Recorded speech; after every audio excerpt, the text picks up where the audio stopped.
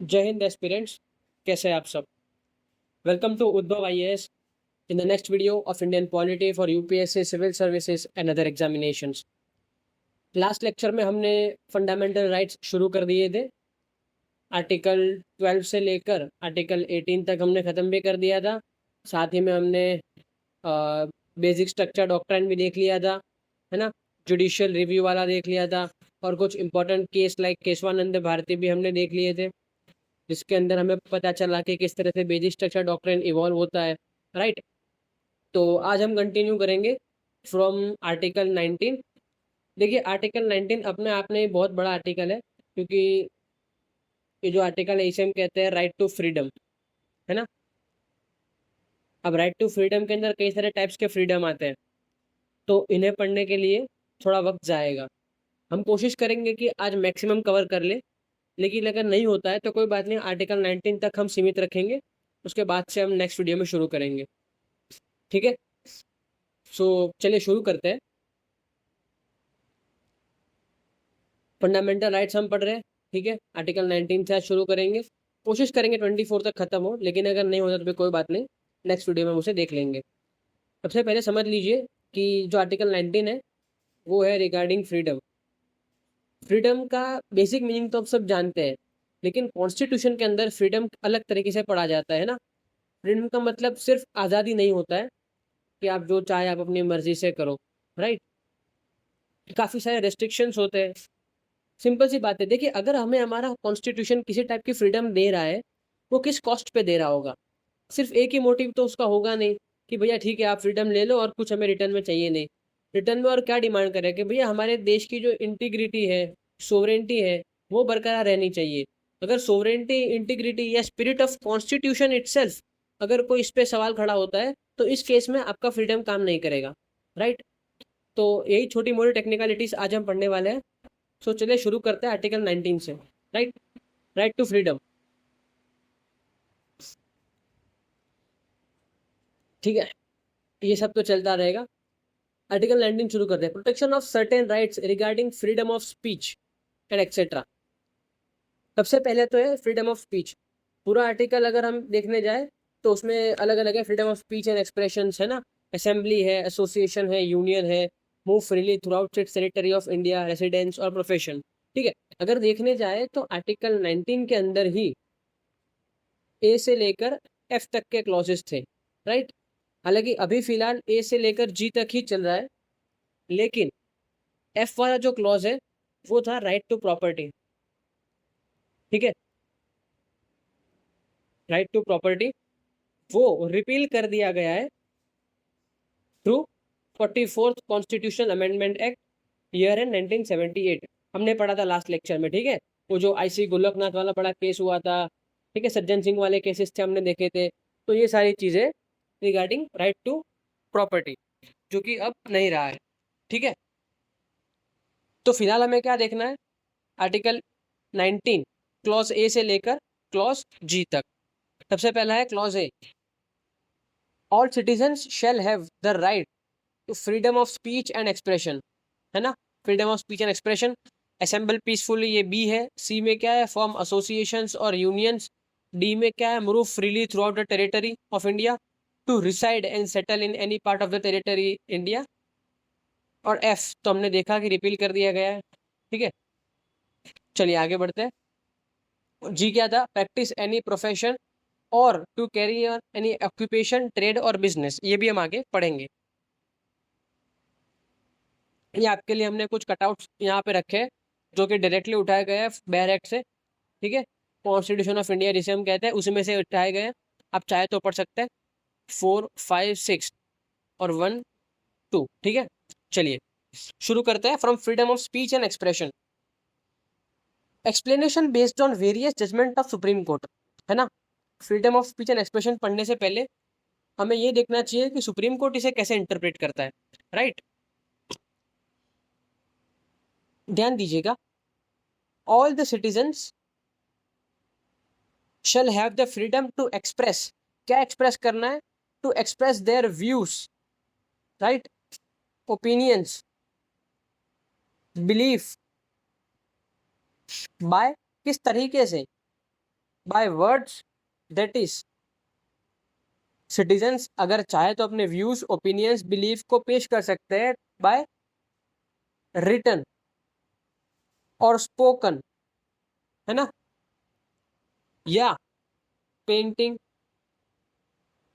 Lithography, lithography हम समझते हैं पत्थर के ऊपर तराशी करना, और एनी अदर मीन्स, राइट, और any other means.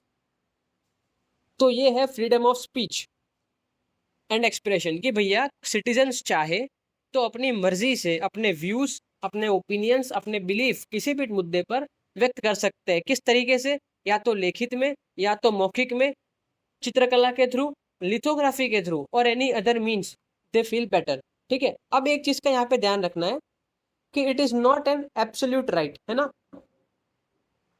Absolute right नहीं है। ठीक है, there will be the grounds of reasonable, grounds of restrictions. यहाँ पे एक वर्ड को आप अच्छे से दिमाग में बिठा लीजिए,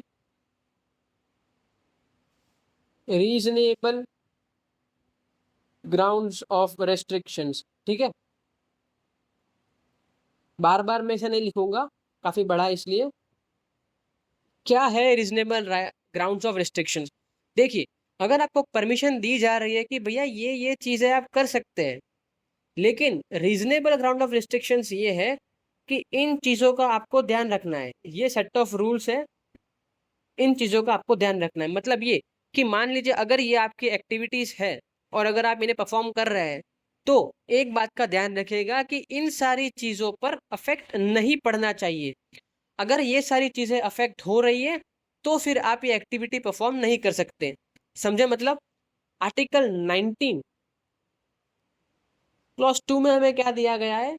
reasonable grounds of restrictions for freedom of speech and expressions.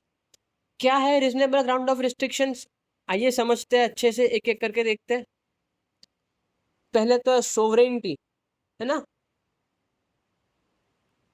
सबसे पहले सोवरेनिटी आएगा, और तो क्या हो सकता है। दूसरा, unity and integrity and security of the nation, right. In case, हमारे केस में हमारा प्यारा भारत, भारत की sovereignty, unity and integrity, security को अफेक्ट नहीं होना चाहिए। साथ ही में public order, right, peace should not be disturb, इन्हें भी डिस्टर्ब नहीं करना है। ठीक है, शुड नॉट बी डिस्टर्ब। और क्या है? नो डिफेमेशन, किसी को डिफेम नहीं करना चाहिए आपका ये स्टेटमेंट या एक्सप्रेशन या स्पीच जो आपकी है। ठीक है, या इंसाइटमेंट ऑफ ऑफेंस, अगर आपका दिया गया भाषण किसी भी तरह का ऑफेंस क्रिएट कर सकता है जो कि देश की सिक्योरिटी के लिए हानिकारक है, तो भी आप उसे नहीं कर सकते। या तो कंटेम्प्ट ऑफ कोर्ट, है ना, कंटेम्प्ट ऑफ कोर्ट, अगर कोर्ट ऑफ लॉ में जाके आपने कोई गलत भाषा का प्रयोग कर लिया तो भी यह वायलेंस माना जाएगा। ठीक है, और सबसे आखिरी चीज, India friendly relation should not B harmed. मतलब ये कि अगर आपकी स्पीच से इंडिया के फॉरेन रिलेशंस अगर हार्म हो रहे हैं तो भी ये रीजनेबल ग्राउंड ऑफ रिस्ट्रिक्शंस में आएगा। मतलब आप उस टाइप की भाषा का प्रयोग या उस टाइप की स्पीच और एक्सप्रेशन परफॉर्म नहीं कर सकते। तो फिफ्थ पॉइंट क्या देखा हमने? Foreign relations, foreign relation should not B harmed, right, should not B harmed. और अगर लास्ट में छोटा मोटा देखा तो डिसेंसी, है ना, morality should not B crossed, morality should not B crossed.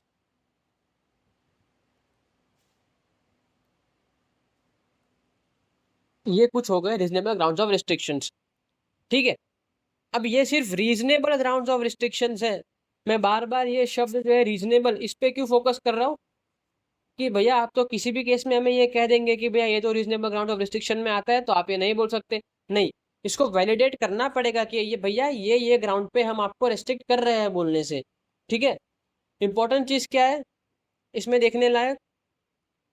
Freedom of press जो है इज अलाउड, ठीक है, लेकिन कॉन्स्टिट्यूशन में इसे एक्सप्लिसिटली मेंशन नहीं किया गया है, समझे? मतलब डायरेक्टली ये लिखा नहीं है कि फ्रीडम ऑफ प्रेस में आपको ये चीज़ों का रेस्ट्रिक्शंस है, लेकिन इनडायरेक्टली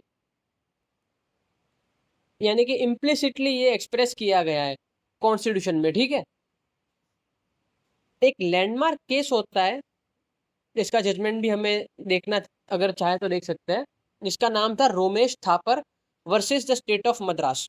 देखिए मैंने क्यों कहा कि ये लेक्चर में थोड़ा टाइम लग सकता है, क्योंकि ये सारी चीज़ें जो है वो आपको रेफरेंस बुक में नहीं मिलने वाली है, लेकिन जो एग्जाम का इवॉल्विंग नेचर है ना, इसलिए थोड़ा बहुत डीप में जाके पढ़ना हमारे लिए ज़रूरी बन जाता है। केस का नाम मैंने क्या बताया? Romesh Thapar versus the state of Madras, है ना। Freedom of speech and expression and of press lay at the foundation of all democratic organisation, ठीक है। सुप्रीम कोर्ट ने इस केस में यह फैसला दिया कि भैया देखो, भले ही कॉन्स्टिट्यूशन में एक्सप्लिसिटली मेंशन नहीं किया गया है कि freedom of speech and expression आपको इन केस ऑफ प्रेस मिल रहा है, लेकिन किसी भी डेमोक्रेटिक ऑर्गेनाइजेशन का फाउंडेशन जो है वो इसी बेसिस पे क्रिएट होता है। हमने बड़े बड़े रिवॉल्यूशन है वो देखे हैं, जैसे कि अमेरिकन रिवॉल्यूशन किससे हुआ था? एक टेम्पलेट सर्कुलेट हुआ था ना, उसी से तो इतनी बड़ी क्रांति आई थी। तो वो सब किस पे हुआ? फ्रीडम ऑफ प्रेस, कहीं ना कहीं वहां से रिलेट कर पाते हैं हम। तो जब इतनी बड़ी डेमोक्रेसी अगर हमें बनानी है तो फ्रीडम ऑफ प्रेस उसके अंदर इनडायरेक्टली इंक्लूडेड होता ही है। एक और केस हुआ था सकल paper versus union of India, इतना कुछ इंपॉर्टेंट है नहीं, लेकिन अगर आपको याद रखना है तो आप रख सकते हो। Sakal paper versus union of India, same judgment इसमें यही था कि फ्रीडम ऑफ प्रेस के बारे में। अब आज के कंटेक्स्ट में अगर हम देखें कि आज कितना हमें एक्स्ट्रा पढ़ना चाहिए, तो भाई आज कौन सा ज़माना है? ऑब्वियसली सोशल मीडिया का, राइट। अब यहाँ से बड़ा ही कंट्रोवर्शियल टॉपिक शुरू होता है, सोशल मीडिया वाला। क्वेश्चन सबसे पहले हमारे सामने क्या होता है? Does article 19 include social media और नॉट, है ना। Does article 19 include social media और नॉट? आपके हिसाब से इसका आंसर क्या होना चाहिए, यस या नो? ऑब्वियसली भाई यस, है ना। भले ही सोशल मीडिया है तो क्या किसी भी टाइप का मीडिया हमने कहा था, है ना। पेंटिंग, प्रिंटिंग, लिथोग्राफी, और हमने साथ में क्या देखा था? और एनी अदर मीन्स, है ना। और एनी अदर मीन्स, तो इसी एनी अदर मीन्स के अंतर्गत आता है सोशल मीडिया, राइट। तो अगर कोई पूछे कि क्या आर्टिकल 19 में सोशल मीडिया आता है, yes, article 19 does include social media, ठीक है। अब देखिए इंटरनेट कब इंट्रोड्यूस हुआ, अगर एग्जैक्ट डेट तो हमें नहीं बतानी है, बट अराउंड 1990s, है ना। पूरी तरह से देखें तो 1990s के आसपास इसका इंट्रोडक्शन हुआ, और इसी के इंट्रोडक्शन के बाद इंटरनेट जब आया तभी हमारी पार्लियामेंट ने आईटी एक्ट ईयर 2000 इंट्रोड्यूस कर दिया था, ठीक है।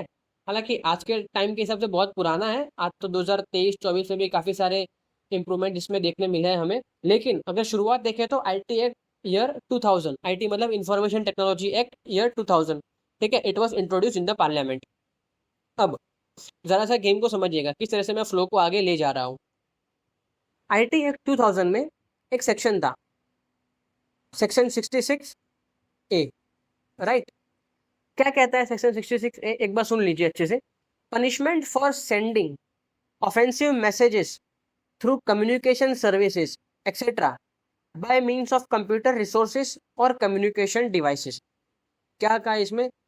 कि अगर आप कम्युनिकेशन डिवाइसेस को यूज करके, लाइक मोबाइल फोन्स और कंप्यूटर्स, आप किसी भी टाइप की हेट स्पीच वगैरह या कोई ऐसा ही उग्रवादी बातें अगर आप मैसेजेस लोगों तक पहुंचा रहे हैं, तो ये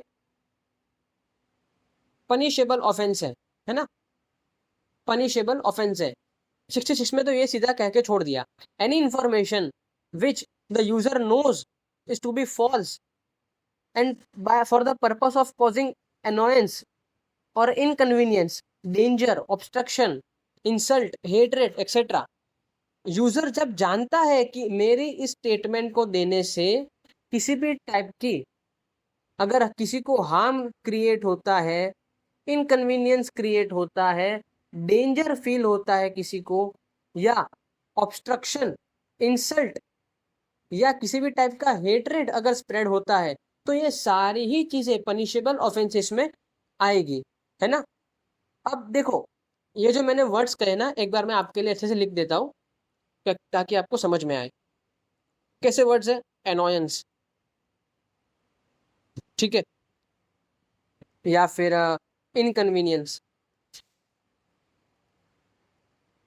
या फिर डेंजर, है ना, ऑब्स्ट्रक्शन, ये सारी चीजें जो है, अब आप जरा इस पे गौर फरमाइए। तो ये एक टाइप की बहुत ही वेग लिस्ट है ना।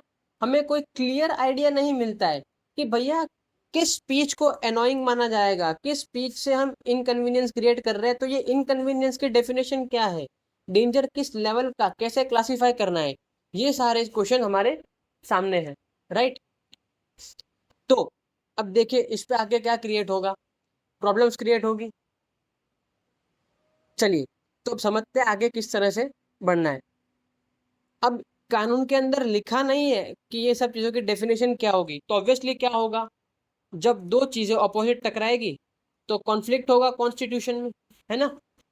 हमने पिछले लेक्चर में दो टाइप के कॉन्फ्लिक्ट भी पढ़े थे, इनहेरेंट कॉन्फ्लिक्ट्स, आर्टिकल 13 और आर्टिकल 364 के बीच में, याद कीजिए, नहीं हो तो वापस से एक बार जाके लेक्चर देख लीजिए, है ना। तो यहाँ पे कैसा कॉन्फ्लिक्ट क्रिएट हुआ, रीजनेबल रेस्ट्रिक्शंस के बीच में, रीजनेबल रेस्ट्रिक्शंस। आर्टिकल 19 का क्लॉज 2 हमने पढ़ के आए कैसे कैसे रेस्ट्रिक्शंस है, ठीक है। एंड आईटी एक्ट ईयर 2000 का सेक्शन 66A, इनमें कॉन्फ्लिक्ट कैसे है, यहाँ पे आपको बता दिया गया ना कि morality should not B crossed, foreign relations आपके अफेक्ट नहीं होने चाहिए, पब्लिक ऑर्डर, है ना, पीस डिस्टर्ब नहीं होना चाहिए, डिफेमेशन, इंसाइटमेंट, यहाँ पे आईटी एक्ट में इतना क्लियरली इन लोगों ने डिफाइन नहीं किया। तो यही चीज थ्रू पीआईएल, ठीक है, पीआईएल क्या है ये भी हम आगे चल के लेक्चर में समझेंगे, है ना, लिटिगेशन किस टाइप्स के होते हैं। लेकिन अभी के लिए इतना समझिए कि एक पीआईएल फाइल होती है बाय श्रेया सिंघल, ठीक है, श्रेया घोषाल नहीं है यहाँ पे, श्रेया सिंघल है, याद रखिएगा। तो केस बनता है Shreya Singhal versus the union of India, year था 2015, कुछ ज्यादा पुराना है नहीं, 10 साल पहले की बात है। कहते हैं कि 19(2) में अंदर ग्राउंड्स ऑफ रेस्ट्रिक्शंस जो है वो कन्फ्लिक्ट में है विथ आईटी एक्ट 2000 और उसके अंदर सेक्शन 66A, राइट। और अगर हम देखें तो आईटी एक्ट 2000 में जो सेक्शन 66 है ना, 66A, तो reasonable grounds were not clearly mention. Main सवाल वही है कि जो आपने ग्राउंड्स दिए वो सारे वेग थे, हम किसी भी टाइप के डिसीजन पे नहीं आ पा रहे थे, ठीक है, दे वर नॉट क्लियर, दे वर वेग एंड दस दे वर बीइंग मिसयूज्ड, है ना, they were being misused to censor, they were being misused to censor speech of innocent, and it violates article 19 clause 1 सब clause A, है ना। आई होप आपको समझ में आ रहा होगा, नहीं आ रहा है तो कोई बात नहीं, एक बार शॉर्ट में यहाँ पे समझ लीजिए कि जो सेक्शन 66 के अंदर आपको रेस्ट्रिक्शंस दिए गए वो क्लियर नहीं थे, जिसकी वजह से उनका मिसयूज हो रहा था। मान लीजिए अगर मैंने किसी नेता के खिलाफ कोई भाषण दे दिया, तो अब वो लोग आईटी एक्ट सेक्शन 66A के अंतर्गत मुझे डिटेन कर रहे थे, मुझे क्लियरली बता नहीं रहे थे कि किस पर्पज से मुझे डिटेन किया गया है। बस वो लोग ये कोट कर रहे थे कि भैया आईटी एक्ट सेक्शन 66A के अंतर्गत हम आपको डिटेन कर रहे हैं। तो क्या हुआ, ये तो ऑब्वियसली मिस यूज हुआ इस पावर का, आर्टिकल सॉरी सेक्शन 66A का। इससे क्या होता, सेंसर लगते थे बड़े बड़े, अगर नेता लोग हैं उनको अगर एक्सपोज किया तो वो लोग सेंसरशिप हम पर लगा लेते थे। तो हम तो इनोसेंट है ना यहाँ पे, हमारी क्या गलती है, हमें थोड़ी पता था कि ये सब सेंसर्स हम पे लग जाएंगे। हमने तो सिर्फ एक टाइप का विसल ब्लोइंग किया, राइट। तो यही लिटिगेशन चैलेंज हुआ था कोर्ट में, और फिर इस पर काफी सारी चर्चाएं हुई थी। आई होप यहाँ तक क्लियर हो। अब देखते हैं सुप्रीम कोर्ट का स्टैंड क्या था इसके अंदर। सुप्रीम कोर्ट ने डॉक्ट्रिन ऑफ चिलिंग इफेक्ट यहाँ पे दिया। देखिए, डॉक्ट्रिन ऑफ चिलिंग इफेक्ट, आज के लेक्चर में हम 2-3 डॉक्ट्रिन पढ़ने वाले हैं, ध्यान से पढ़िएगा, ठीक है। डाउट हो तो वीडियो वापस एक बार देख लीजिएगा। डॉक्ट्रिन ऑफ चिलिंग इफेक्ट क्या होता है, सिंपल सी बात है, हमारे केस में समझ लेते हैं हम कि भैया due to fear of section 66A of IT act year 2000, freedom of speech and expression, freedom of speech and expression was affected, है ना, वाज अफेक्टेड, एंड पीपल यानी कि हम didn't understood how to use, है ना, how to use article 19 clause 1 sub clause A, right.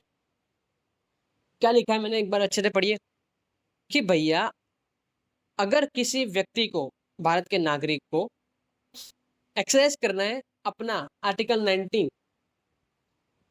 तो वो डर रहा है। क्यों डर रहा है, उसे ये डर है कि कहीं मुझ पे आईटी एक्ट का सेक्शन 66A जो है ये ना लग जाए।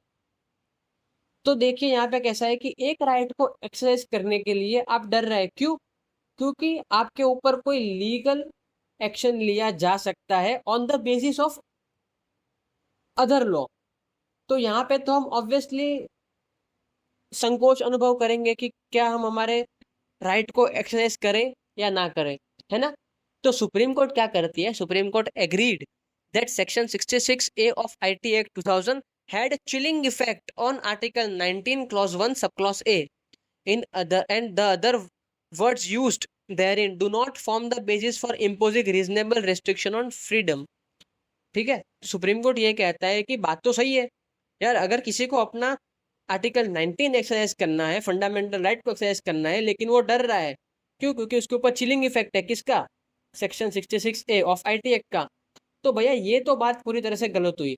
तो सुप्रीम कोर्ट ने इसे कहा कि ठीक है भैया ये चीज जो है वो गलत है, और सुप्रीम कोर्ट ने फाइनली सेक्शन 66A को स्ट्रक डाउन कर दिया, ठीक है। और लेकिन ध्यान रखिए कि पूरी तरह से, है ना, नॉट होल सेक्शन 66A, इसका कुछ हिस्सा जो चिलिंग इफेक्ट अप्लाई कर रहा था आर्टिकल 19 पे, उस हिस्से को ही इन्होंने स्ट्रक डाउन किया, ठीक है। Those part of the law was struck which was abridging article 19 clause 1 सब clause A। तो यहाँ पे एक और डॉक्ट्रिन आता है, डॉक्ट्रिन ऑफ सीवियरेबिलिटी। आई होप आपको यहाँ तक समझ में आ रहा है। एक और बार देखते हैं, हमने पढ़ा पहले डॉक्ट्रिन ऑफ चिलिंग इफेक्ट, ठीक है। यहाँ पे हमने देखा कि कॉन्फ्लिक्ट था article 19 clause 1 sub clause A के ऊपर with having chilling effect of section 66A of IT act 2000।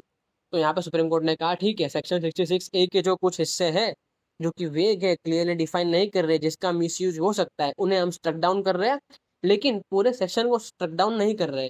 तो ये जो आधा हिस्सा जो स्ट्रक डाउन किया गया इस लॉ सेक्शन का, उसे हम कहते हैं डॉक्ट्रिन ऑफ सीवियरेबिलिटी। क्या कहते हैं, डॉक्ट्रिन ऑफ सीवियरेबिलिटी, राइट।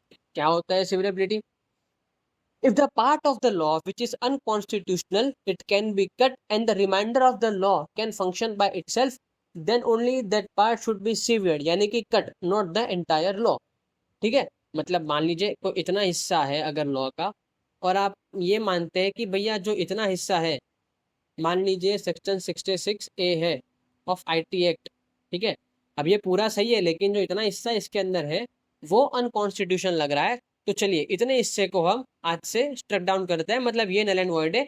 बाकी का जो रिमाइंडर है इसे आप कंटिन्यू कर सकते हैं, इसके एक्सरसाइज आपको, इसके आप एक्सरसाइज कर सकते हो, ठीक है। तो यहाँ पे लगा डॉक्ट्रिन ऑफ सिवियरिटी, क्योंकि सुप्रीम कोर्ट को ये लगता है कि इतना हिस्सा जरूरी है तो इसे रखते हैं, बाकी के हिस्से को स्ट्रक डाउन कर देना चाहिए, ठीक है। तो ये हो गया doctrine of chilling effect, doctrine of severity. मतलब आज हम समझ सकते हैं कि article 19 clause 1 sub clause A is running in accordance with section 66A of IT act 2000, ठीक है। आई होप आपको यहाँ तक समझ में आ रहा होगा। चलिए अब आगे बढ़ते हैं थोड़ा। न्यूज प्रिंट पॉलिसी 1972-1973, एक स्टोरी है, जरा समझिएगा, ज़्यादा कुछ है नहीं इसके अंदर, आपके लिए लिख लेता हूँ मैं। न्यूज प्रिंट पॉलिसी 1972 और 1973।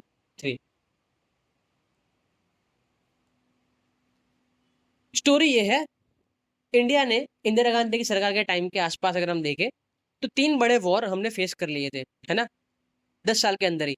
1962 का वॉर चाइना के साथ, 65 का वॉर, 71 का वॉर बांग्लादेश वाला जानते हैं हम। इसमें कैसा था कि यहाँ पे प्राइम मिनिस्टर की काफी सारी आलोचनाएं हो रही थी न्यूज़पेपर के अंदर, ठीक है।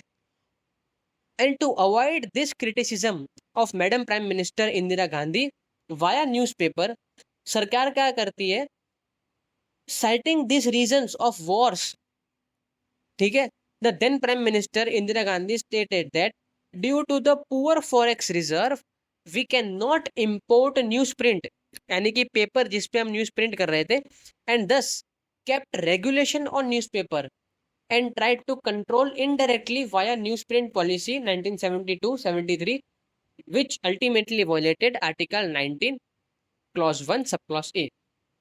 सीधी बात है भैया, वॉर इतने सारे हुए और देश में माहौल कुछ खास नहीं था, प्राइम मिनिस्टर की आलोचनाएं, क्रिटिसिज्म बहुत हो रहा था, डिसरिस्पेक्ट लोगों की बढ़ रही थी उनके खिलाफ।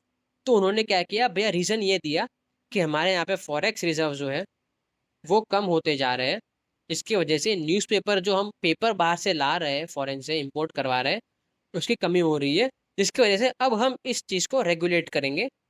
मतलब हम जो चाहे तो कोई चीज़ें प्रिंट करवाने को कह सकते हैं, कोई चीज़ों को हटाने को कह सकते हैं, यानी कि हम इसे रेगुलेट करेंगे। अब जब ये लोग रेगुलेट करेंगे मतलब क्या है कि इनकी आलोचनाएं, इनके क्रिटिसिज्म अब रुक जाएंगे।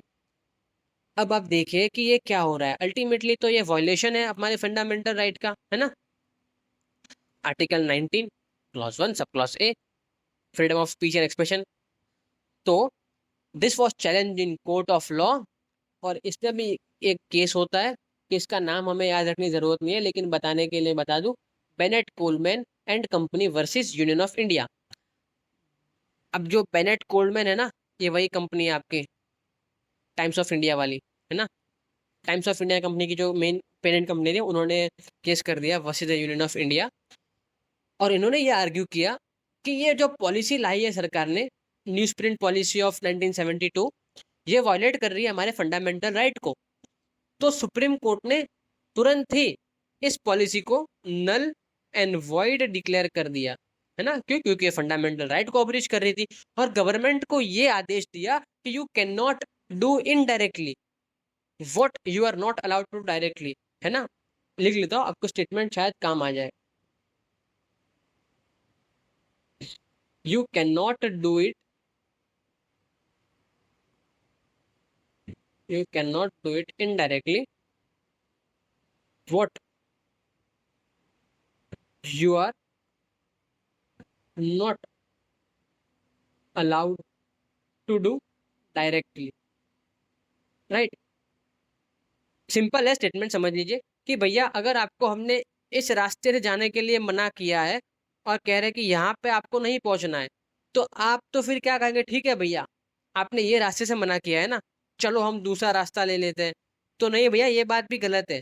आपको अल्टीमेटली यहाँ पर जाना ही नहीं है, चाहे आप इस रास्ते से जाओ, चाहे आप इस रास्ते से जाओ, या किसी भी रास्ते से जाओ, यहाँ पे जाना मना है। सुप्रीम कोर्ट ने यही कहा कि you can not do it indirectly what you are not allowed to do directly.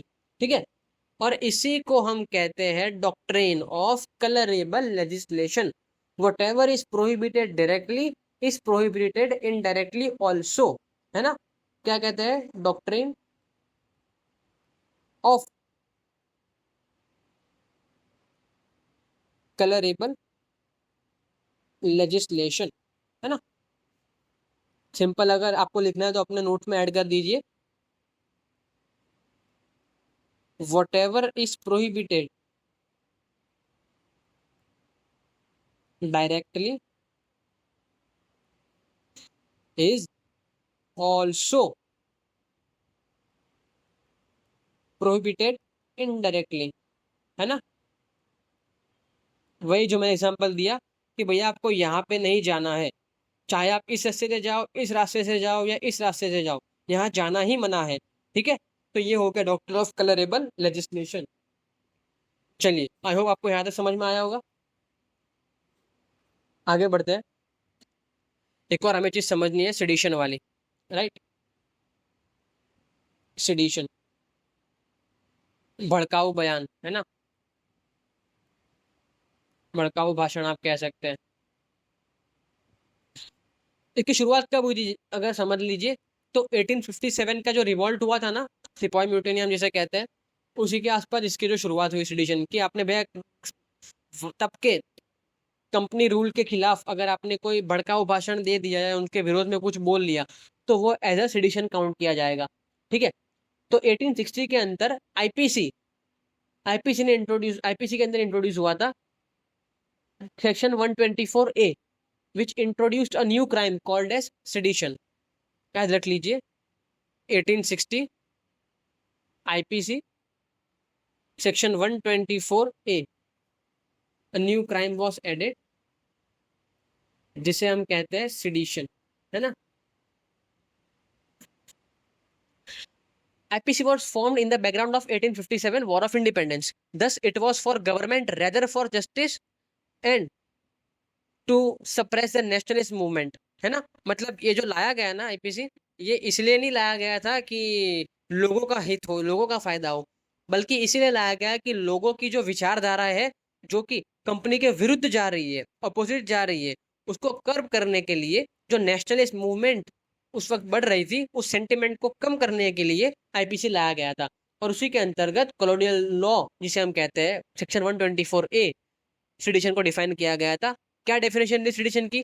whoever by word spoken, written, by sign or visible action brings hatred, contempt or excite or attempt to excite disaffection towards government shall be imprisoned by life।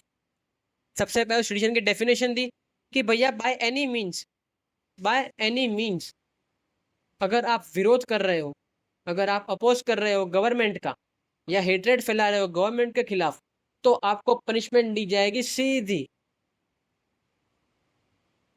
Imprisonment की, है ना, life imprisonment.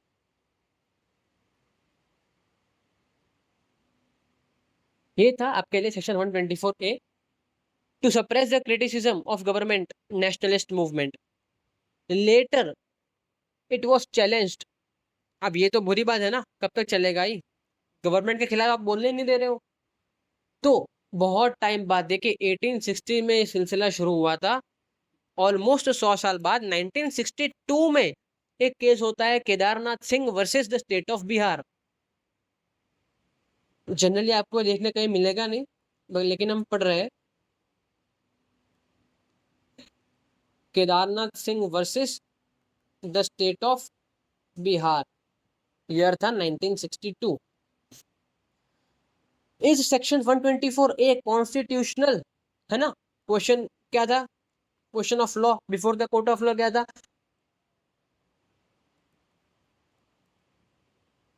Constitutionality of sedition,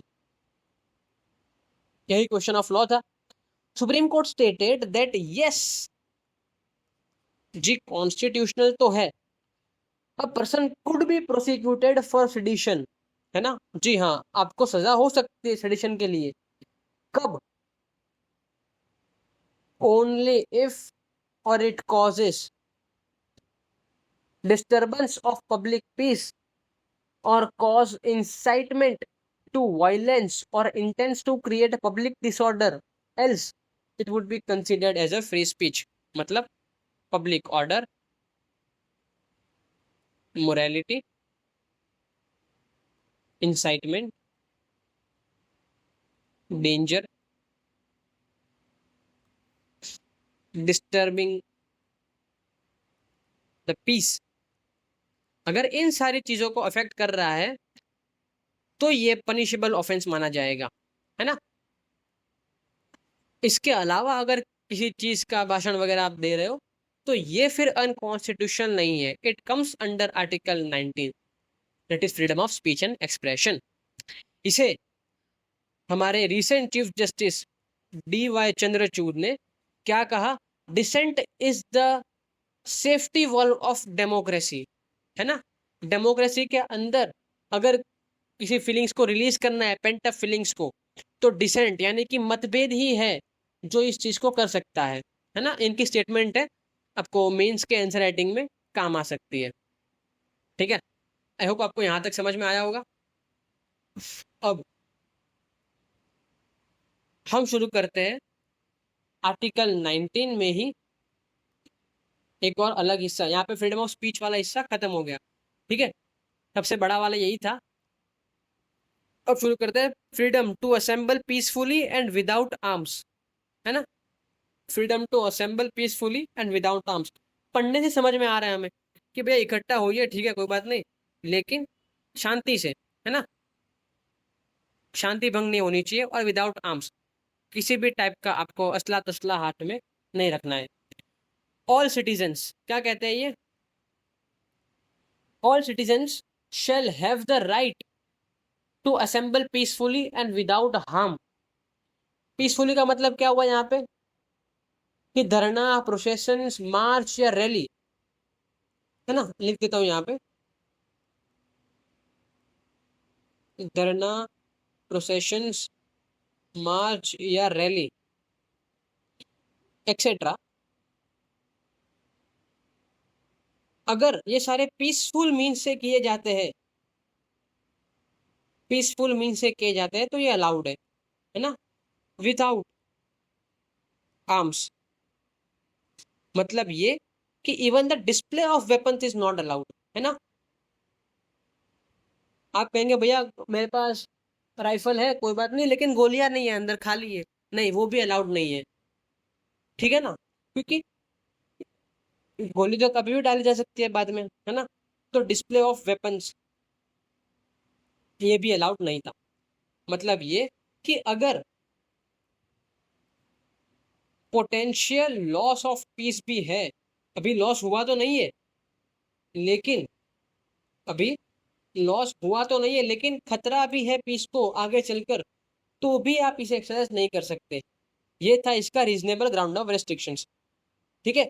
और जो मैंने कहा ना all citizens, यहाँ पे ऑल सिटीजन्स, तो ये भैया कोई एब्सोल्यूट राइट नहीं है ऐसे क्या सबके लिए, इस पर भी रेस्ट्रिक्शंस लगाए जा सकते हैं, कुछ पर्सनैलिटीज पे इसके रेस्ट्रिक्शंस लगते हैं, ठीक है। नो फंडामेंटल राइट और एब्सोल्यूट राइट। अगर आर्टिकल 17 जो है वो एक्सेप्शन था, हमने पढ़ा था ना, आर्टिकल 17 कौन सा था? एब्सोल्यूट राइट, याद कीजिए। एब्सोल्यूट राइट एक था हमारे फंडामेंटल राइट में, अबॉलिशन ऑफ अनटचेबिलिटी, किसी भी फॉर्म में अनटचेबिलिटी को आप एक्सरसाइज नहीं कर सकते। ये इकलौता एक्सेप्शन है फंडामेंटल राइट्स का, इसके अलावा कोई भी फंडामेंटल राइट एब्सोल्यूट नहीं है, ठीक है। तो यहाँ पर भी आर्टिकल 19 का जो दूसरा हमने पढ़ा, असेंबल पीसफुली विदाउट आर्म्स, इसमें भी एक्सेप्शंस है, रीजनेबल ग्राउंड्स ऑफ रिस्ट्रिक्शंस है। क्या है वो रीजनेबल ग्राउंड्स ऑफ रिस्ट्रिक्शंस? आइए समझते हैं। सबसे पहले तो वही भैया, सोवरेनिटी, है ना, कुछ भी हो जाए इसको तो अफेक्ट नहीं ही करना चाहिए, चाहे आप कुछ भी करो। और दूसरा इंटीग्रिटी ऑफ इंडिया, राइट, दूसरा इंटीग्रिटी ऑफ इंडिया, और पब्लिक ऑर्डर, और पब्लिक ऑर्डर, ठीक है। अब यहाँ पे एक और कॉन्फ्लिक्ट आता है। कैसा कॉन्फ्लिक्ट आता है, चलिए देखते हैं। ऐसा हम पिछले वाले ए में हमने जब पढ़ा, फ्रीडम ऑफ स्पीच में, section 66A versus article 19(1)A, ये हमने पढ़ा ना। तो यहाँ पर भी कुछ ऐसा ही कॉन्फ्लिक्ट आएगा आगे, देखते हैं क्या है। Section 144 of CRPC, criminal procedure code जो था 1973 का, हालांकि आज तो ये चेंज हो गया है 2023 में। क्या है, भारतीय नागरिक सुरक्षा संहिता, है ना, भारतीय नागरिक सुरक्षा संहिता, BNS जिसे हम कहते हैं प्यार से। यही जो हिस्सा था उसे आज हम सेक्शन 163 ऑफ BNS कहते हैं। ये बात हमें याद रखनी है, ठीक है। अब तो ये प्रैक्टिस में नहीं है। इफ एग्जीक्यूटिव मजिस्ट्रेट यानी कि DM साहब, district magistrate, feels that assembly of people is dangerous, then DM can pass an order where X number or more than X number of people cannot assemble, ठीक है। अब ये कोई contravention नहीं है या कोई अब्रिजमेंट नहीं है, वॉल्यूशन ऑफ फंडामेंटल राइट, लेकिन ये रीजनेबल ग्राउंड ऑफ रिस्ट्रिक्शन है। आइए समझते हैं। अब भी हम सबने विटनेस किया largest pandemic of the century में भी हम कह सकते हैं। तो यहाँ पे हमने देखा था इंडिया के अंदर सेक्शन 144 धारा 144 लागू थी सारे राज्य में ऑलमोस्ट। क्या थी ये, कि भैया 4 लोग से ज्यादा आप इकट्ठा नहीं हो सकते, है ना। अगर किसी जगह पे 4 लोग से ज्यादा इकट्ठा हुए, पुलिस को दिख गए तो उठा के ले जाएगी और बराबर सुताई करेगी आपकी। तो यही था सेक्शन 144, कि अगर डिस्ट्रिक्ट मजिस्ट्रेट चाहे तो सेक्शन 144 ऑफ CRPC लागू कर सकता है। अगर उसे लगे कि कुछ ज्यादा लोगों की भीड़ इकट्ठा होने से public order, morality, sovereignty, integrity of India, अगर इन सब चीजों को अफेक्ट हो रहा है तो इन लोगों को इकट्ठा होने से पहले ही आप रोक सकते हैं, है ना। फिर चाहे ये पीसफुली क्यों ना हो। बताओ भैया, कोविड के टाइम पे हम कौन सा लड़ने जा रहे थे, 10 जन ग्रुप में इकट्ठा अगर हो रहे थे तो वो सब बातचीत करने इकट्ठा हो रहे थे। तो यहाँ पे तो आप ये भी कहते भैया वो तो पीसफुली इकट्ठा हुए थे बातें करने के लिए। लेकिन अगर हम लार्जर पिक्चर देखें तो यहाँ पे खतरा था, है ना, danger of spreading the virus. और इसी वायरस को कब करने के लिए हमने क्या किया कि भैया 4 लोग से ज्यादा आप इकट्ठा नहीं हो सकते, राइट। तो ये केस में भी अगर डिस्ट्रिक्ट मजिस्ट्रेट को लगता है कि भीड़ इकट्ठा होने से पोटेंशियल लॉस ऑफ पीस होगा आगे चलकर, तो इसे अभी से रोक दीजिए आप, है ना। तो यहाँ पर भी एक्सरसाइज कर सकते हैं आप सेक्शन 144 ऑफ CRPC।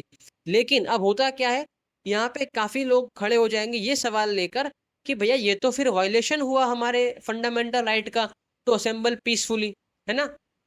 तो यहाँ पे सुप्रीम कोर्ट ये कहता है कि नहीं, ये वायलेशन नहीं है फंडामेंटल राइट का, ये रीजनेबल ग्राउंड ऑफ रिस्ट्रिक्शन है। क्या है ये, रीजनेबल ग्राउंड ऑफ रेस्ट्रिक्शन, कि भैया इस ग्राउंड के तहत हमने इस चीज को रेस्ट्रिक्ट किया हुआ है, इससे कोई लॉस, पोटेंशियल थ्रेट हो सकता है पीस को, स्टेबिलिटी को, सिक्योरिटी को, इसीलिए हम यहाँ पे पाबंदी लगा रहे हैं पीपल के असेंबल होने पे, ठीक है। तो ये था हमारे लिए एक्सेप्शन आर्टिकल 19B का, ठीक है।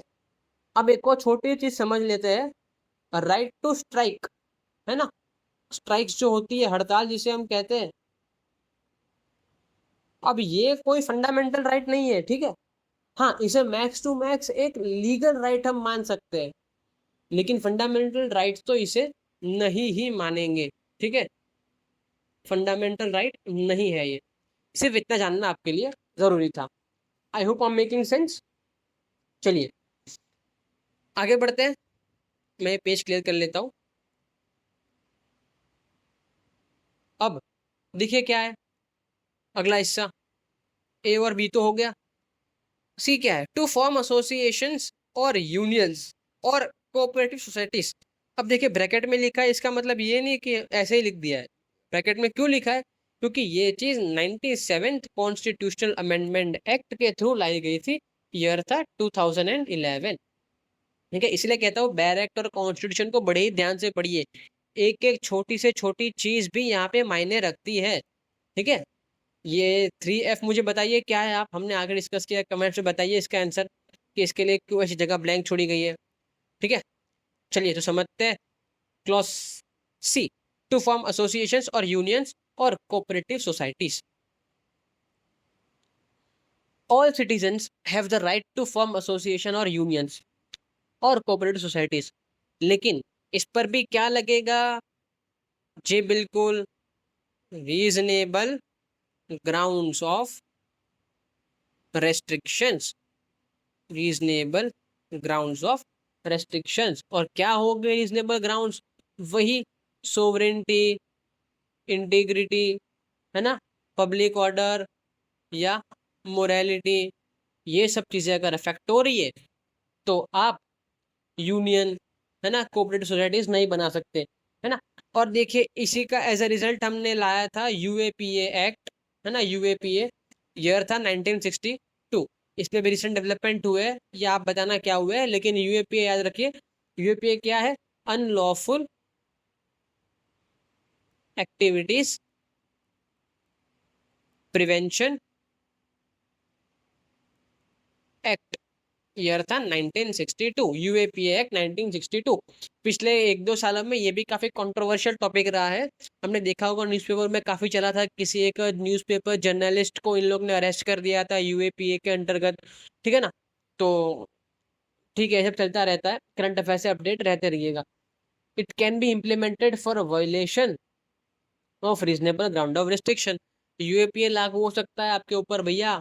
मतलब ये कि अगर आपने कोई एसोसिएशन बनाया और सरकार को ये लगता है या पुलिस को ये लगता है कि भैया ये तो किसी गलत इंटेंशन से इसे बनाया गया है, या तो फिर थ्रेट है आपके ऊपर कि यार ये तो कोई टेररिस्ट ऑर्गेनाइजेशन भी हो सकता है, तो हम इसे अंडर यूएपीए डिटेन कर रहे हैं इस पूरी ऑर्गेनाइजेशन को, और इसके लीडर्स वगैरह को आप चाहे तो अरेस्ट भी कर सकते हैं विदाउट एनी नोटिस। देखिए इतना क्लॉज रहता है यूएपी के अंतर्गत कि अगर आपको लगता है कि potential threat to security of the nation है, तो आप without notifying the person you can also detain them. और यही कुछ केस हुआ था वो जर्नलिस्ट वाले केस में, एक दो साल पहले की बात है।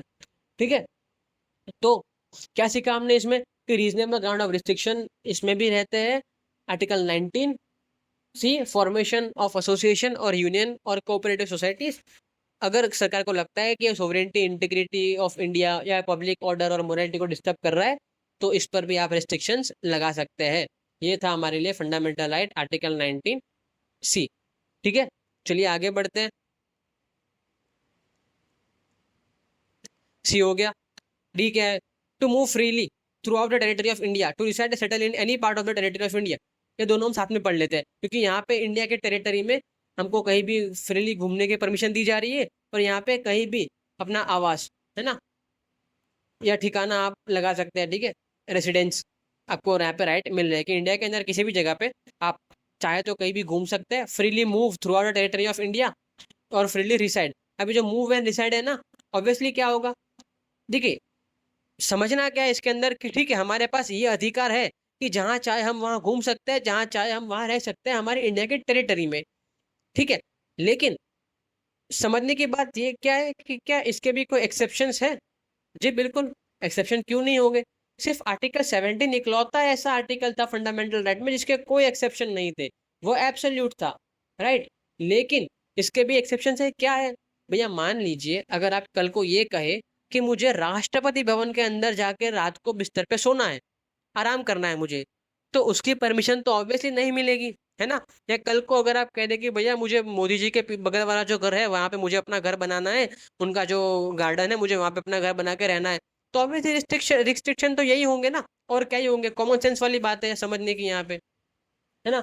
All citizen shall have the right to move freely through the territory of India, move within the territory of India is under article 19D। देखिए अभी जो मूवमेंट वाली बात भी हमने कही ना, with in the territory of India, with in the territory of India की अगर बात है तो वो कहाँ पे कवर होता है? आर्टिकल 19 में, राइट, क्लॉज डी। लेकिन अगर outside the territory of India है तो यहाँ पे फिर आप fundamental right under article 19 clause D access नहीं कर सकते।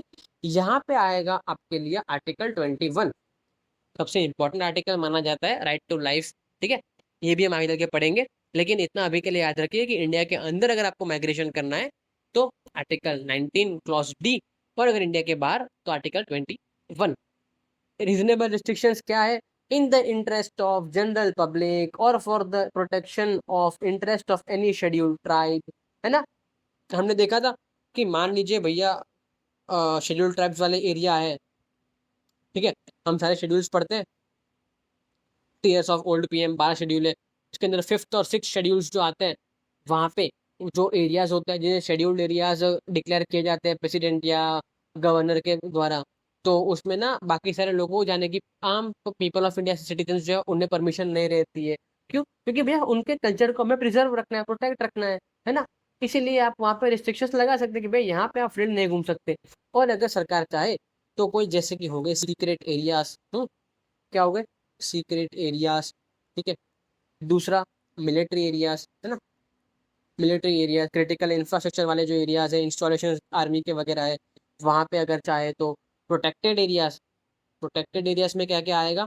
एनवायरनमेंट थोड़ा आएगा, जैसे कि बायोस्फीयर रिजर्व्स हो गए, नेशनल पार्क्स वगैरह हो गया, है ना, ये हो गया। या तो फिर डिप्लोमेटिक एरियाज, है ना। डिप्लोमेटिक एरियाज कह कि अगर कोई फॉरेन देश की एम्बेसी हमारे देश में है तो वो तो असल में तो उस देश की टेरिटरी मानी जाएगी, है ना। तो डिप्लोमेटिक एरिया जैसे कि एम्बेसीज, वहाँ पे रिस्ट्रिक्शन हो सकते हैं। और आखिर में आता है शेड्यूल्ड एरियाज, यहाँ पे रिस्ट्रिक्शंस आप लगा सकते हो कि भैया यहाँ पे आप फ्रीली घूम नहीं सकते, फ्रीली रिसाइड नहीं कर सकते, ठीक है ना। कोविड टाइम में देखा था कि रीजनेबल ग्राउंड्स लगे हुए थे, कि फास्टैग मैंडेटरी था वगैरह, है ना, it would breach freedom of movement. तो ये सब चीज़ें चलती रहती है। रेसिडेंस में भी सेम यही था। और एक और बचता है हमारे लिए, क्या है वो देखते हैं आगे। ठीक है, यहाँ पे तो नहीं है। टू प्रैक्टिस एनी प्रोफेशन और to carry on any occupation, trade और business, all citizens shall have the right to practice any profession or to carry out any occupation, trade और business। भैया आप चाहे तो इंडिया में किसी भी हिस्से में जाकर किसी भी टाइप का व्यापार जो कि लीगल है वो कर सकते हैं। ऑब्वियसली स्मगलिंग वगैरह तो नहीं आएगा ना इसमें। तो समझना क्या है? Reasonable ground of restrictions, interest of general public, professional technical necessities for practising any profession और carrying out occupation, religious qualification is to allowed. देखो, मान लीजिए मैं कल को उठ के चला जाऊँ इंडियन एयरफोर्स के किसी इंस्टॉलेशन पे, है ना, और कह दूँ कि भैया मुझे रफेल उड़ाना है, या मुझे MiG-23 उड़ाना है, या मैं चला जाऊँ, अगर हमारे पास इन केस आता है B-2 बॉम्बर, ये सारे एयरक्राफ्ट के नाम है, आजकल काफ़ी चल रहे हैं इसलिए मैं बता रहा हूँ कि मुझे जाना है, ये सब मुझे खुद उड़ाने हैं, I want to fly this aircraft. तो क्यों भाई? मैंने कहा कि यार ये तो मेरा अधिकार है ना, फ्रीडम, सॉरी राइट है मेरा, कि मैं जो चाहूँ ऑक्यूपेशन मुझे ये उड़ा के पैसे कमाने हैं। सरकार क्या कहेगी? भैया रुको जरा, इसके अंदर चाहिए एक्सपर्टीज। क्या चाहिए? एक्सपर्टीज चाहिए, स्पेशल नॉलेज चाहिए। क्यों? क्योंकि ये सारी चीज़ों को हैंडल करना काफ़ी मुश्किल होता है, क्रिटिकल होता है। तो यहाँ पे आप जाके ये मांग नहीं कर सकते कि भैया मेरा मुझे फ्रीडम दो यहाँ पे ऑक्यूपेशन का, बिजनेस करने का, ऑब्वियसली। और दूसरा है कि भैया कोई रिलीजियस इंस्टीट्यूशन है, नो रिलीजियस ऑफेंस, लेकिन अगर मैं किसी एक धर्म का हूँ, मान लीजिए मैं हिंदू हूँ, हालांकि मैं हिंदुस्तानी हूँ सिर्फ, अगर मैं हिंदू हूँ और मैं ये कह दूँ कि भैया मुझे चर्च का फादर बनना है, तो ये बात गलत हुई ना, क्योंकि यार मुझे तो कोई नॉलेज वगैरह है नहीं, मैं इस धर्म से बिलोंग भी नहीं करता। तो यहाँ पे मुझे रेस्ट्रिक्शंस लगाए जा सकते हैं मुझ पर कि आप ये चीज़ प्रैक्टिस नहीं कर सकते। क्यों?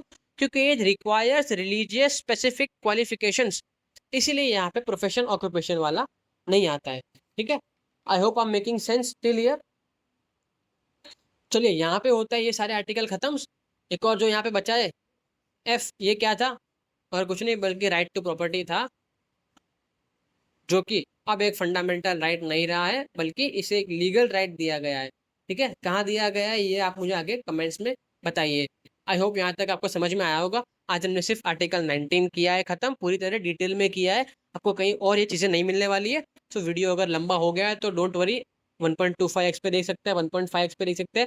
रिविजन के लिए बहुत ही बेटर रहेगा आपके लिए। और नेक्स्ट वीडियो में हम शुरू करेंगे आर्टिकल 20, 21 वगैरह से और फिर कंटिन्यू करेंगे।